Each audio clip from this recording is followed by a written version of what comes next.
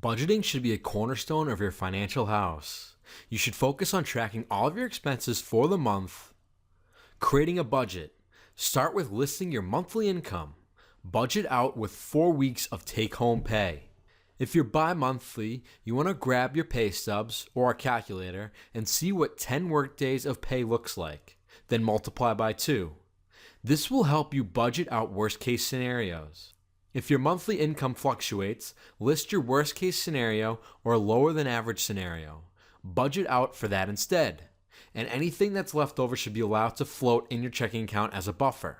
So this means if you're selling on Udemy as an instructor, you want to go by your worst months of income on Udemy and other platforms. Same thing if you're selling on eBay. Go with something like the summer months. Traditionally, the summer months are the worst months. So make sure that your budget accounts for this and fits your worst case scenario or lower than average scenario. Next, you want to take a look at your mandatory spending. This is all the spending that is related to safety and survival.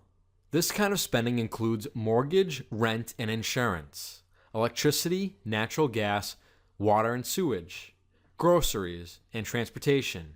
Not included in this list are discretionary items, cable TV, dining out, bars and clubs, and shopping.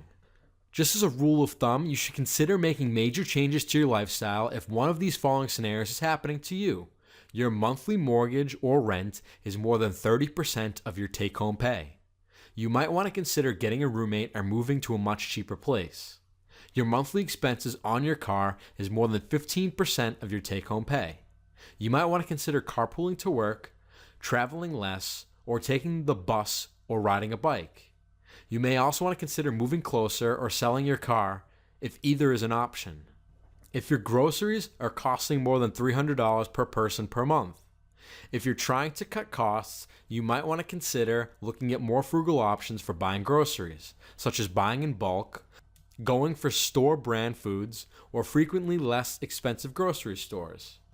Take a look at your debts, goals, and retirement. How much you're putting away here is objective, but the faster you can take care of this, the more quickly you can become financially independent. Discretionary spending is anything that's left over from your goals: shopping, hobby, cable, coffee, fast food, dining, and so on. Just remember, always live within your means and try to save up the capital expenses beforehand.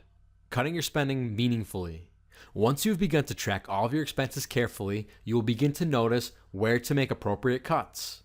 Good places to shift your resources and other goals you might want to make. You get to decide what is a meaningful cut in your spending. Benjamin Franklin once said, "A penny saved is a penny earned." If this is true, then a budget cut is the same thing as increasing your income. Your goals and cuts should be smart. It should be specific. Ensure you are stating specific goals. As an example, I will cut my restaurant budget by 25% this month. Your goal must be measurable. You need to have a way to measure if you succeed or failed with your money. This is usually pretty easy.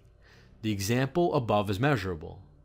If you spend $100 on restaurants this month, you've succeeded if you spend $25 or less than in the next month. Your goal must be assignable. Usually this is assigned to you, but can be for anyone, especially if you have family. My spouse will maximize contributions to an IRA this year. The goal must be realistic. Cutting your restaurant budget by 100% probably isn't achievable in 1 month. Gradually changing a bad habit is the best way to achieve long-term success. The goal must be time-bound. Hold yourself accountable by setting a deadline. Goals with timeframes you can adjust at will just don't help you. These are additional, often cited ways to reduce spending. Reduce cell phone plans to minute data level you actually use. You can check this by just checking your smartphone. Cook at home and bring a lunch to work. Refinance a loan. Turn off the lights when you're not using them. Turn down the heat and air conditioning when you're not at home or when you're sleeping. Related to these things are 30-day challenge number 1, track all spending, and 30-day challenge number 2, cut spending meaningfully. You can find these challenges in the resources tab.